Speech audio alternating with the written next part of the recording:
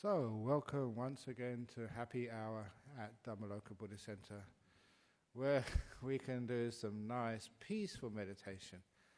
And there's no happiness higher than peace, said the Buddha. And for those of you who have been following me for years and years and years, I always change the meditation around a little bit every couple of months, 3 months or so. But this year I have been respecting all the work which people do in mindfulness training. And I've been asking people to actually use some of those training, but use it in a good way. In other words, I've asked a lot of people to be mindful of two things when you meditate. In other words, a mindfulness is being aware of something, and there's so many things we can be aware of, and the trick in meditation is being aware of the correct things. And these two things you can be aware of are just really, really important. And the first thing is just the state of your body. How tense it is or how relaxed it is. And this is, I liken it to a dial on the dashboard of a car. They'll say speedometer, so you know if you're going too fast or you're going too slow. And you can push your foot down on the accelerator and you can feel it going faster because the dial moves. You can release the pressure and then it sort of gets slower. If you watch the speedometer, that gives you the feedback on how much you should push on the speedometer, how much you should loosen off. And it's exactly the same with the way we use mindfulness, first of all in our body. So we can feel how tense it is, and we can feel what we need to do to relax that tension. What we need to do if we really want to tighten up, which is a silly thing to do, but what actually tightens up the body. And once you practice like that over a period of time, you soon become very skilled in auto-relaxation, by which I mean you can feel parts of the body which are irritated or tense, and you can just by focusing on them and doing this right attitude, which I'm going to talk about in a moment, you can learn just how to relax it all, let it go, make it peaceful, and you can feel the body getting more relaxed because that mindfulness is focused on that. It's like you see the dial go further and further and further and further towards relaxation. Now there is important benefits to this. First of all, it's a health benefits. You feel really happy, fit, the body relaxes, and health problems tend to sort of disappear because when the body is tense, that's one of the great causes of health problems, and even trauma in the body from bad experiences earlier this week. You know, sometimes even emotional trauma is a tightness in the body, and you can just relax that just almost at will. So you have the health benefits and emotional benefits in learning how to relax. And you all know if you get very tense physically, you also lose your resilience. Somebody sort of hurts you or says something bad and you react. It's a difference between like being like a sack of flour and you punch that and just, nothing happens. And you do the same force on one of the ceramic vases behind me. One shatters, the other one just hardly any effect. One is really stiff and tense, the other one is soft and malleable. So that when we relax our body, the body gets really healthy.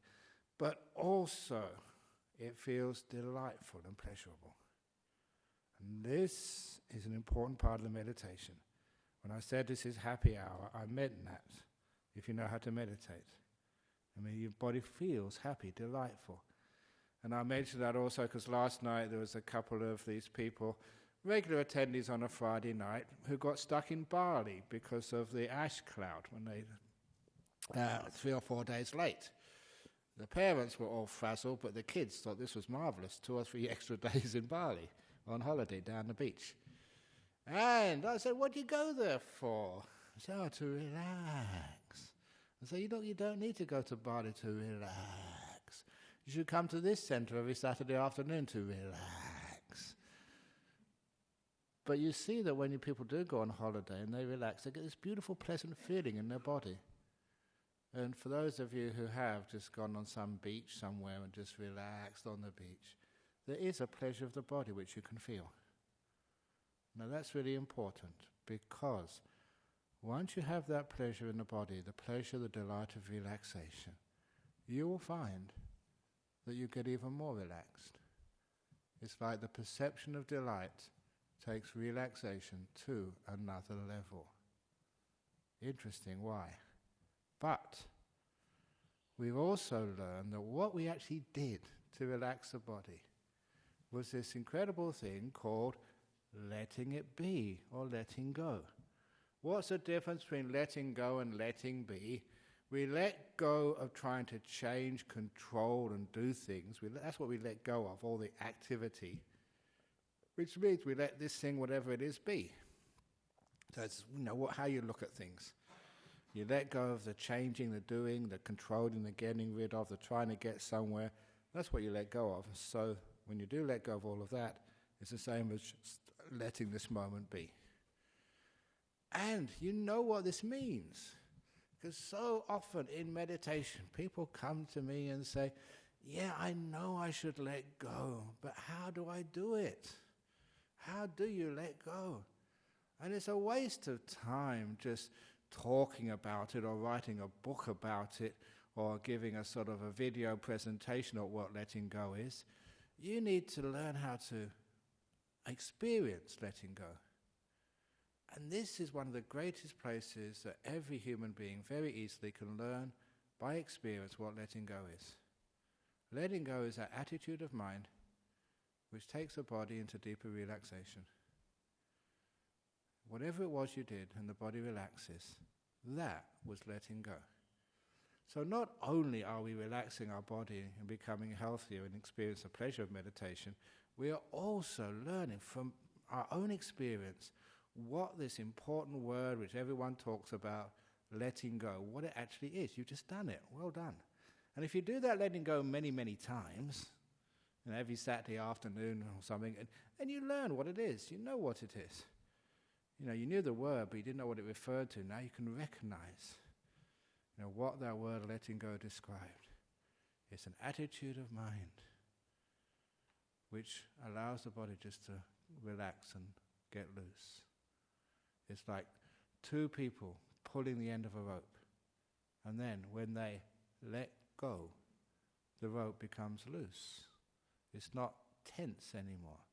That is letting go. But you do that yourself, and you feel it. So when you train yourself to relax your body this way, you're also learning what this letting go is. So when we go to the next level of meditation, which is relaxing our mind. I know people say, you should focus on this, you should concentrate. And for those who've been listening to me for such a long time, when anyone mentions that word, concentrate, as a big red flag comes up, alarm bells ring, and I say, please do not concentrate in meditation. Concentration has screwed your life up for such a long time. Too much effort, which means obviously your mind gets tense. And if you could just be aware of not whether you're watching your breath or scanning your body or the other meditation of spreading loving kindness to the whole world. No, don't be so aware of that. Be aware of the state of your mind. How peaceful are you? How tense is your mind? And if you can be aware of that and get to know by experience what that indicator, that dial is, which shows you how relaxed your mind is, how peaceful is your mind, or how tense it is, or how agitated it is, sometimes I call it, then you're going right to the heart of meditation. You're seeing the most important thing. Whether you watch your breath or scan your body or do loving kindness meditation or do mantras or whatever, yeah, that's useful, but what you're doing that for, you're doing that for to try and increase the peace and relaxation in your mind, not to make it more tense. And I've seen In all the years I've been teaching meditation, was about 46 years now. It's about time I retire. It's about time this Buddhist Society gave me a gold medal for all the years of teaching.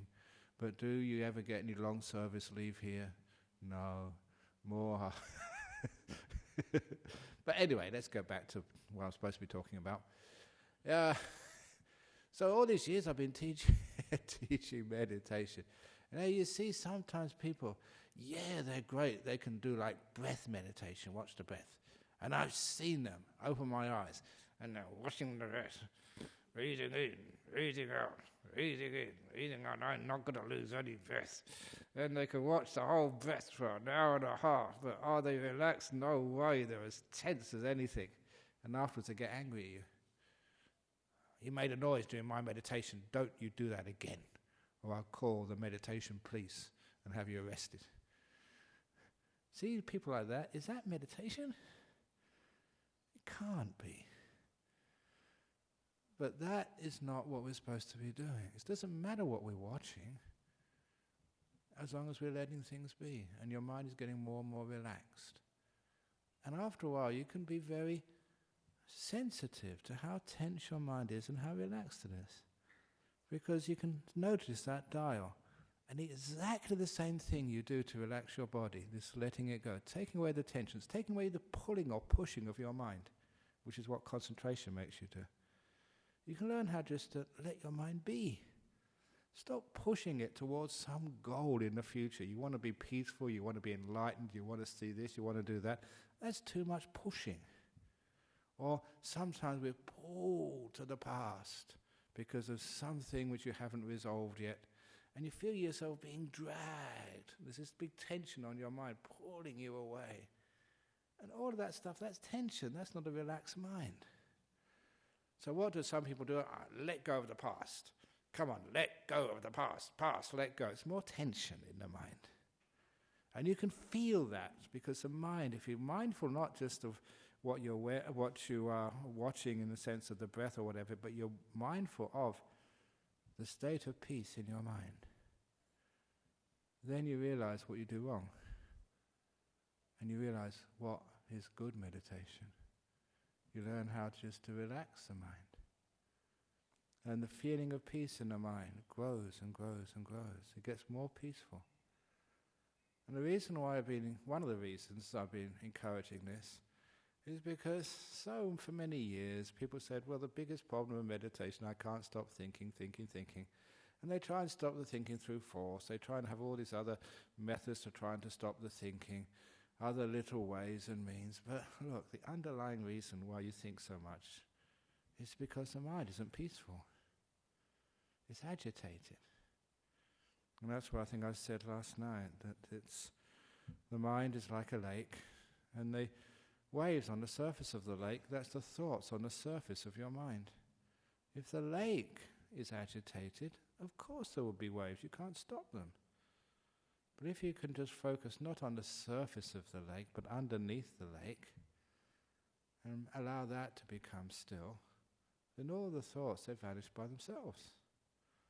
So as long as you're watching the peace of your mind and developing more and more peace, as a byproduct, as a maybe unexpected consequence, you tend to think less and less and less and less and less. But when those people have the idea that thinking is a problem, you keep focusing on the thinking. Whatever you focus on usually gets worse because you tend to control it. So stop focusing on the thoughts. Focus on what's underneath them, the mind, and how peaceful, how agitated the mind is, and see what you need to do to calm that underneath down. And once the underneath, you can feel the peace becoming more and more peaceful, more and more peaceful, more and more peaceful. Then you find all the other problems in meditation look after themselves.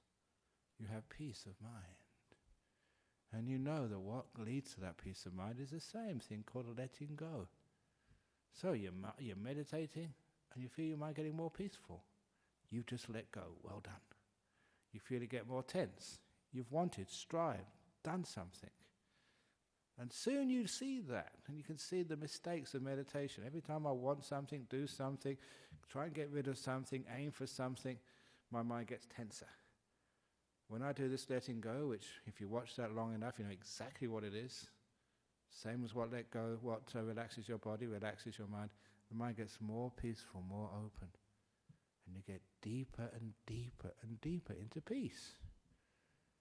And my goodness, where that goes will blow your mind. Just so peaceful, so incredibly still. And just like with the body, there's what we call the delightful relaxation. There's a delightful peace in the mind. It gets to a degree of peacefulness, and that's really delightful. It feels great. And because you're delighting in the peace gets deeper and deeper, and delight gets greater and greater. And then you're really blissing out in your meditation. Not because you're seeking it, just because you're letting go. So, I've been using this for the last few months, really focusing on it full time, learning how to be aware of the peace of the mind. There is a danger in this, because sometimes people are just so dull and so tired. If they start just watching the peace of the mind, sometimes they're not really awake enough to notice it. And they fall asleep. But I don't really care about that, because many of you need a few extra minutes here and there. So why not have it here at our Buddhist center? Snooze afternoon. But that's only a temporary thing. Usually if you are aware, and really get into it week after week, and know what I'm talking about, to be mindful of your level of peace of mind, you soon become aware. And you soon get to know that state of mind. And you can focus on it very easily. You don't need to doubt, what am I supposed to do, what am I supposed to watch? You can feel it. And it soon does get delightful enough that you don't fall asleep, you don't get distracted. You're just having way too much fun. And that takes you into the deepest states of meditation. And if you do get into the really deep states, things like these lights which come up in the mind, the nimittas, or even deeper than that, it doesn't matter what you're watching. Just keep the awareness on how peaceful, how still your mind is. Because even with the light stage, any movement of the mind, you can feel that light just get agitated.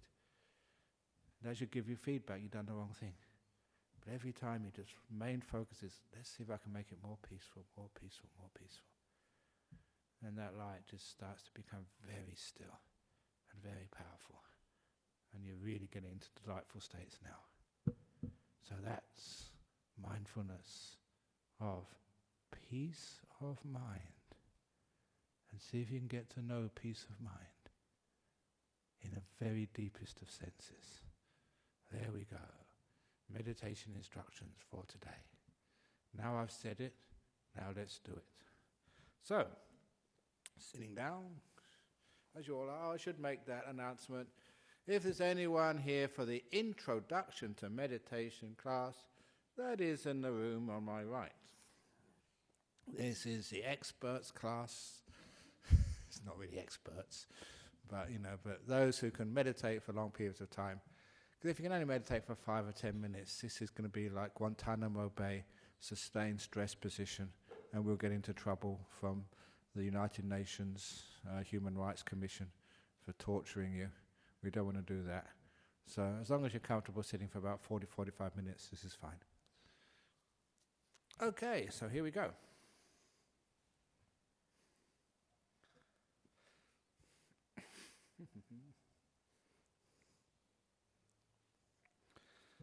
So I'm going to lead you in the beginning for about 5, 10, 15 minutes, and then you're on your own.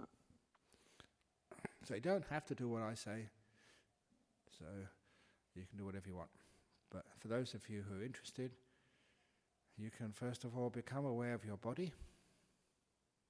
First thing I always do after closing my eyes. And check that my body is comfortable. Especially legs. Legs, knees, feet, they always give you a problem if you don't look after them from the very beginning.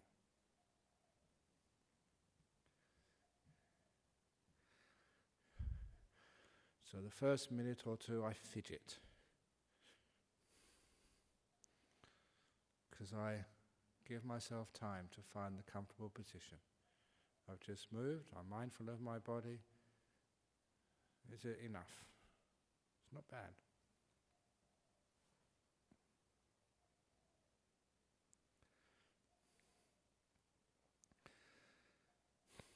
And after checking my legs, I usually check my back. And my shoulders. Shoulders can, actually they don't these days, but they used to be getting into pain when I was meditating. I was just not putting them in a good position to begin with. And my hands.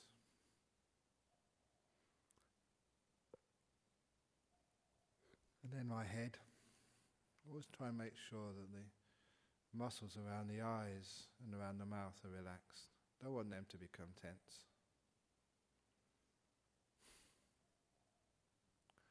I'm not afraid of anything, so I don't show fear on my face.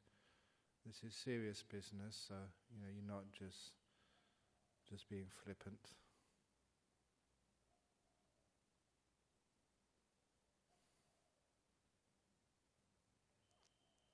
You can feel the heat or the cold.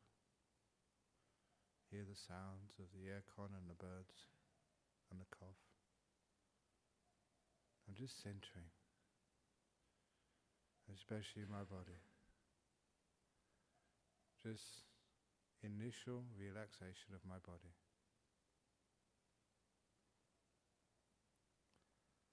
And then by doing this, I do start to become aware, mindful of the relaxation meter in my body. To know how relaxed I am, how tense I am. And it's not just general for the body. There is parts of my body which are pretty relaxed, parts which are tense. So the parts which are tense, I tend to focus on. And once I focus on the part of the body which is tense, now I can learn how to relax it.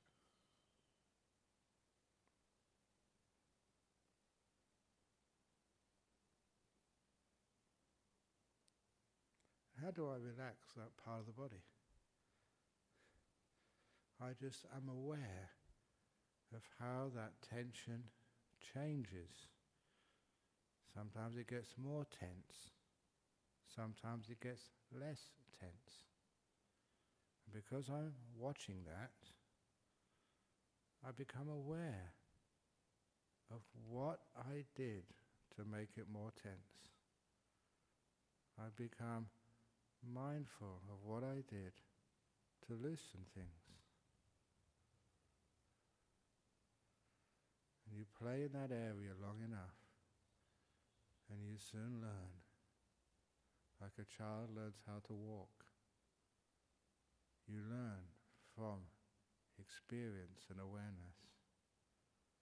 What you did to relax the body is called letting go.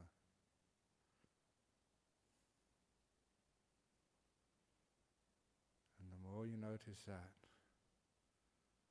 the easier it is to let go and relax the body.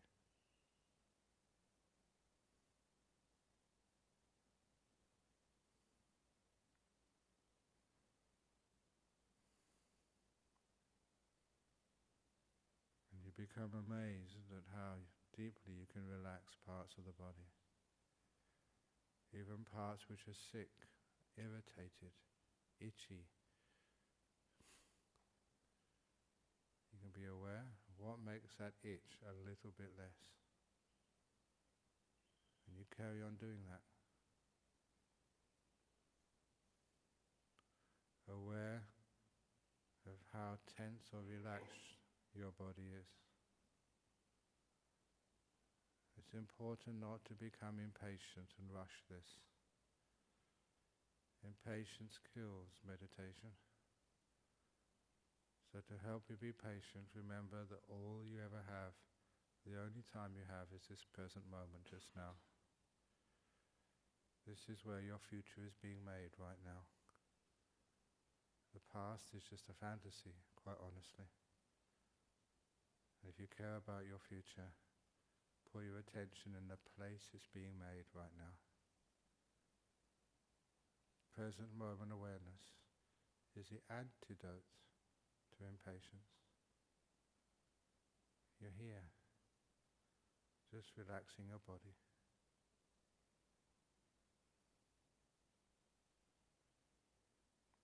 And hopefully you soon perceive how delightful it is to relax the body.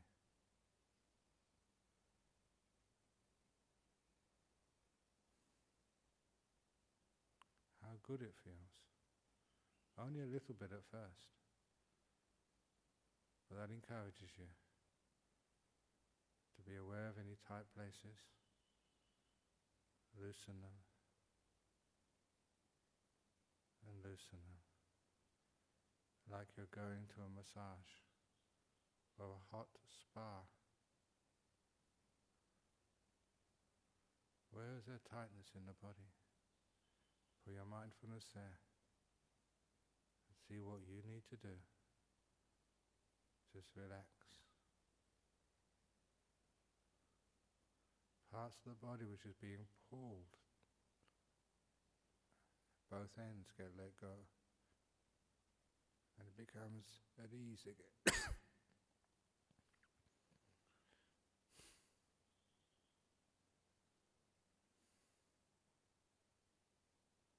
Knots of pain, surrounded by fear. You let go of the fear, and the pain has a chance to dissipate.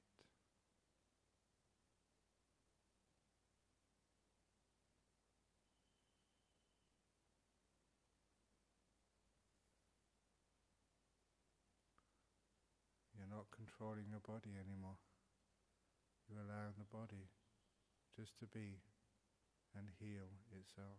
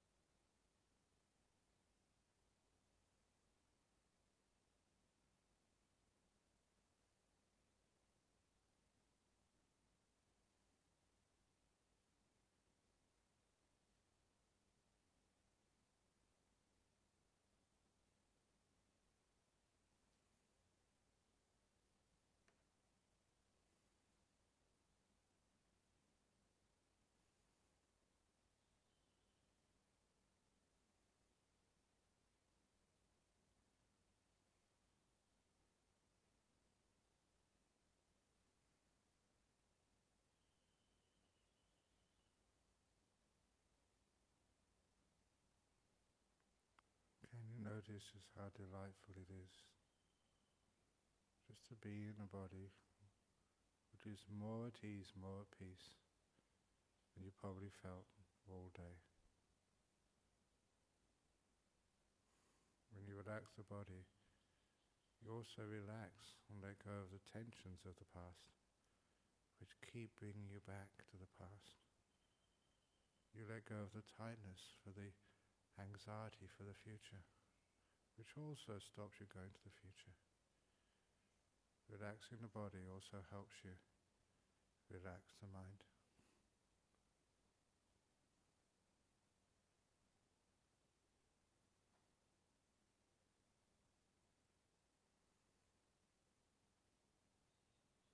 And when you are ready, when the body is no problem, then you can go to your mental world.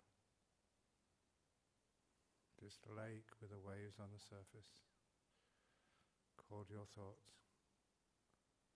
Focus underneath the thoughts How peaceful, how agitated is your mind, your inner world. Once you are mindful of that, you will soon notice what agitates you and what creates a deeper sense of peace. Control, wanting, fear, all of that makes you more tense, and that creates more waves on the surface. Letting things be. Opening the door of your heart to this moment. You feel your mind becoming more at peace. It's not so controlled by past and future, by thoughts, by ego.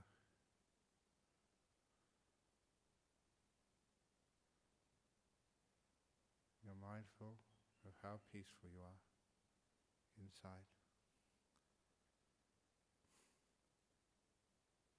If that's what you're aware of, you'll soon notice the thoughts get less and less. You'll soon notice the mind get more and more aware. And you get to the delightful mind, like the delightful body. It's just so happy to be at peace. So liberating.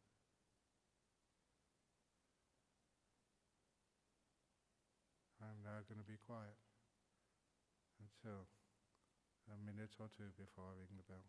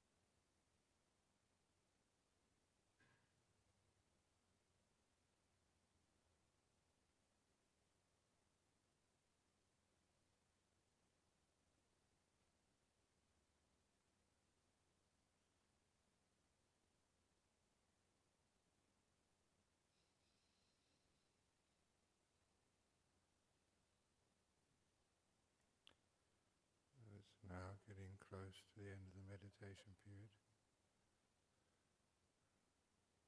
How peaceful is your mind? What does it feel like? And how did this come about?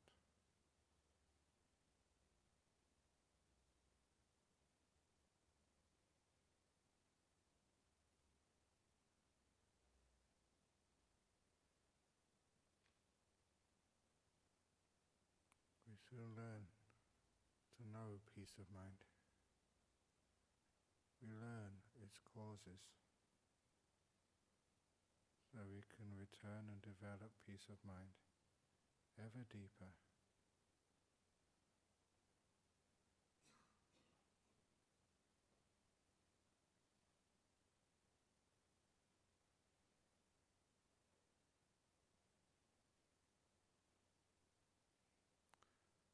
I'm now going to ring the gong 3 times. Please listen to every sound of the gong. And only when the 3rd ringing of the gong fades away, only then open your eyes at the end of the 3rd ringing to end the meditation.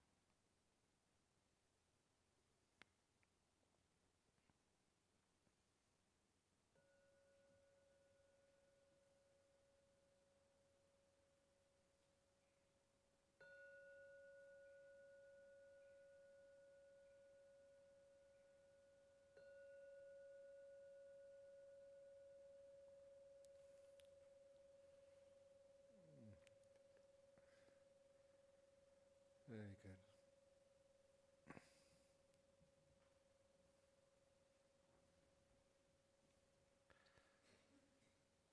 So now we have questions and answers.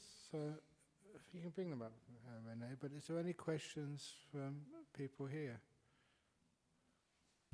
Because usually I have somebody who asks questions from overseas. And because I never asked people here for what questions they had, there was one meditator who very quickly on their mobile phones, they sent a question by email because they said that's the only way they can get their questions answered here. And they were just sitting over there. So any questions from people here, first of all? Okay, there's only one question here today, and it's from the Maldives. What a wonderful place to live. Oh, okay, ha ha ha. This is a technical question, but it's the only one we have today. They say 90% of people in Sri Lanka reject jhana, referring to the Susima Sutta. Can you explain what really tells in the Susima Sutta in the Samyutta Nikaya? Okay, in the Susima, in the Samyutta Nikaya. I think this is one of those suttas. I may have this wrong now. I'm getting old, and sometimes I mix up my suttas. But there's sometimes it was a technical thing saying there's 2 types of enlightenment. And they say one without, they call the immaterial attainments, these are the attainments of, which are beyond the jhanas, based on the 4th jhana, and the other one with the 4 jhanas. And sometimes people don't look carefully enough and see that both of those need the 4 jhanas. And there is also, now the Susima Sutta Samyutta Nikaya, there was also, that was where one of the ones said that they were enlightened but they didn't have psychic powers. And they never said they didn't have jhanas. And so it doesn't actually say anything, Kupul, in even the Susima Sutta. If you read it for yourself, and you'll find that there's nothing there which says that you can get enlightenment without these deep jhanas. And instead, from Maldives, it says many, many times, and look, for those of you who know some of the suttas, some of you don't know, this is the sort of deeper, more academic ideas, that the only way to get enlightened has always been what we call in Buddhism the Eightfold Path. Eightfold Path, Eightfold Path, Eightfold Path. And that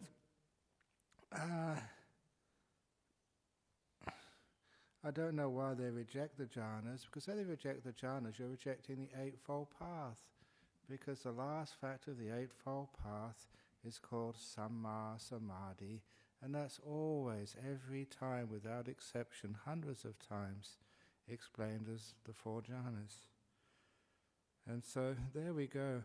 Sometimes there was, this is a person over in Maldives, he's a Sri Lankan man, that I had a nice opportunity to visit this great Buddhist scholar, Nyanaponika, just before he passed away. And sometimes, to show just how Buddhist monks look after each other, Nyanaponika was really old, I think in his 90s even, and he was being looked after by Venerable Bhikkhu Bodhi, the great scholar who did much of the translations. And when I went there for a couple of days and saw just the way that Bhikkhu Bodhi looked after his teacher, it was like a son looking after the father. And he was doing everything for this Nyanaponika. And he wasn't doing it as a duty or as some impost. You could see just how much love he was given into caring for this teacher, and also just how much joy he was getting back from looking after somebody else. Sometimes people think that all these monks are just scholars, but we actually in our monasteries we practice a huge amounts of compassion, looking after and caring for one another, and it's a great deal of fun. But in particular, while I was there, that I always remember something which Nyanaponika told me personally. This is a great scholar monk. He said you should never interpret Buddhism just on 1 or 2 obscure suttas. Because in the huge amount of teachings of the Buddha, some of the ones may be a little bit obscure, maybe can be read 1 of 2 ways. They're sort of, they're not very clear. They can be read, one or two ways? The word? Sorry? Ambiguous, thank you, yes. They're ambiguous. But instead there's so many others, hundreds of other suttas, which are not ambiguous at all, which are clear. So you should read the ambiguous suttas in the context of all the very clear suttas. An Eightfold Path is just one of them. It's so clear. So you do need the jhanas to become enlightened. He always mentioned that. He said, don't ever just take one teaching which can be read 1 of 2 ways and just think that you can just focus on one sutta and forget the rest of the teachings of the Buddha. Now, when it comes to experience, why is jhanas necessary for enlightenment? And now this is my simile, which I usually tell only on retreats, and that is the simile of the old tadpole and the frog. Now, once there was a tadpole who was born in a little lake in the monastery grounds. And little tadpole, she was really smart, because in this little lake they had a school for tadpoles, a primary school and a high school. And little tadpole, she studied chemistry, and so she knew all about water, H2O. And in fact, after graduating from high school in the pond, she also went to university, and she became a professor of hydrology, of water. And there's a very deep branch of Buddhism called Abhidhamma. She even studied the Abhidhamma on water. And she became a professor of water. But how do you think a little tadpole can understand water, even though it's studied so much and taught other people about it? A tadpole can't understand water no more than a fish can understand water, because a fish was been born in the water, lived in the water all its life, know nothing else except water. How can a fish understand what water is? But there is a difference between a tadpole and a fish, because one day the tadpole grows legs and arms and becomes a frog. And once it becomes a frog, sometimes it doesn't know what it's doing. It lets go of the pond. It jumps out and it's standing on dry land. And for a little frog, That's the weirdest and strangest experience it's ever had. It's on dry land, not in water anymore. And now, only now, it can understand what water is. That strange stuff which is no longer there, which is missing. Only through its absence can the tadpole, now a frog, understand the nature of water. And that's the simile which I use to understand why it's important that these very deep meditations, the jhanas, are necessary for understanding. Because in these jhanas, upal from the Maldives, many things vanish. In particular, your body and the five senses are no longer there. You're so still, you're so peaceful. You can't even feel your body. If someone hits you on the head, you won't feel it. You won't be able to hear any sound. If there was a bang, you wouldn't hear it, because the five senses are totally shut down. But you're perfectly aware, super mindful, but of the sixth sense, your mind. Now you can understand what your body and five senses are. How do you think you never understand what your body is? You've had your body ever since you were born. Even doctors, even pathologists who cut up bodies every day, do you think they understand what a body is when they've been born in one, lived all their life in one? They can't understand the nature of the body no more than a fish can understand water. But the meditator can leave their body. No feelings, no sensations, body's gone. Now you can understand what this body is. And you can go deeper, upal for the Maldives, because that's only just the first jhana. Body's gone, you just got the mind. Now your mind gets very, very still. So still, it doesn't even move. Super still, like a rock, like a diamond. And in that state, you notice something else has gone. Something which has always been there for you, but you've never noticed what it is because it's always there. And this is where it gets freaky. Your will.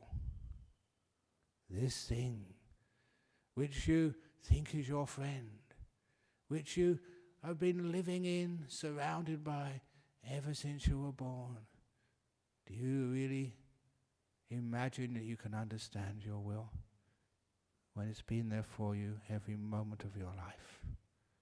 But in this second deep meditation called the second jhana, there's no will left. It's gone, it's vanished.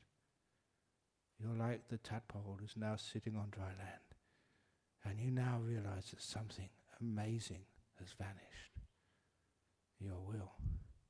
Now you know what craving is, what wanting is, and now you really understand why we let go.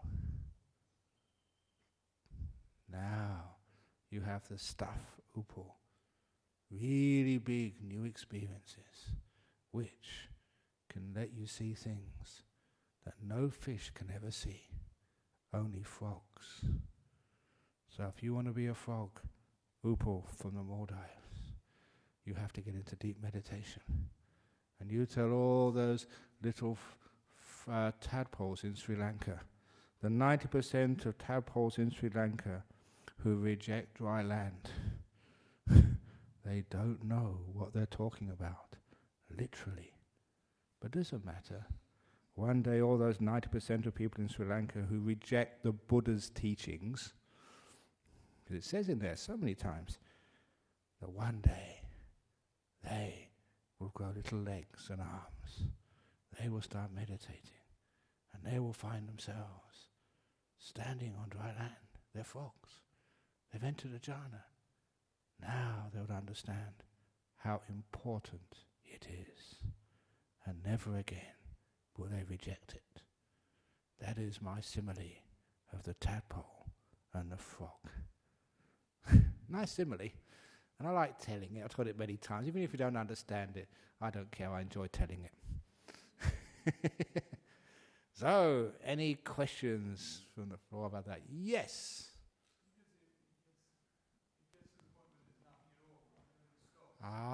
There's nothing at all. Now this is where it gets really interesting.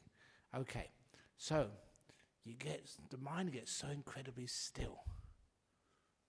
And the deepest it gets at this particular stage is this fourth jhana. Really still, nothing moving at all. Now there's something which you've heard me say before. When things don't move, they vanish.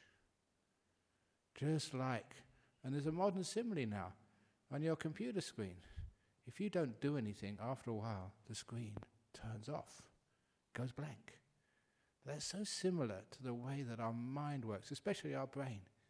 If there's a sound like the hum in the background, and it's always there, after a while you can't hear it anymore. If there's a taste like the saliva in your throat, now you can feel it. But after a few minutes, it doesn't change, so the brain turns off. It doesn't notice it anymore. And that's so easy to understand with the five senses. If you sit perfectly still, your body's relaxed, there's no aches or pains there. After a while, your body vanishes. You can't feel it anymore. No sensations. So by keeping still, after a while, the five senses vanish. You can't see, you can't hear, smell, taste, touch. They just literally turned off. Now, the mind sense, the sixth sense, to keep that still, we have to stop this will thing which keeps on moving us, agitating us. And when it gets very still, then the mind starts to vanish. And it vanishes little by little. And those are the four immaterial jhanas, the vanishing of the mind. So in fourth, you're very still, but you're aware of that stillness, that equanimity, incredible peace of mind. But because that peace doesn't move, it starts to vanish, like the peeling of the onion. And you get these stages, the four immaterial stages. You get to the third stage, there's nothing there, but you're aware of nothing. So you're still aware of something, of total emptiness, nothing there. And then, because that is so still, that vanishes. All you've got where is awareness of no awareness. You might think that's really weird and strange, like some Zen koan, but it really just depends on which side you look at this experience. On one side is you're turned off. On the other side, you're aware that the mind is turned off. So little by little, your awareness, your consciousness stops. And then it comes back again, yeah. They come back on again. So you turn on, and you have to come back again, but you realize that it stopped. And that's a very powerful thing, to realize it is capable of ceasing. That you, Lawrence, are not always going to be here. You are impermanent, subject to cessation. Lawrence has an ending. It's nice. Many people want to keep on going. Do you want to keep on going? You've had enough already.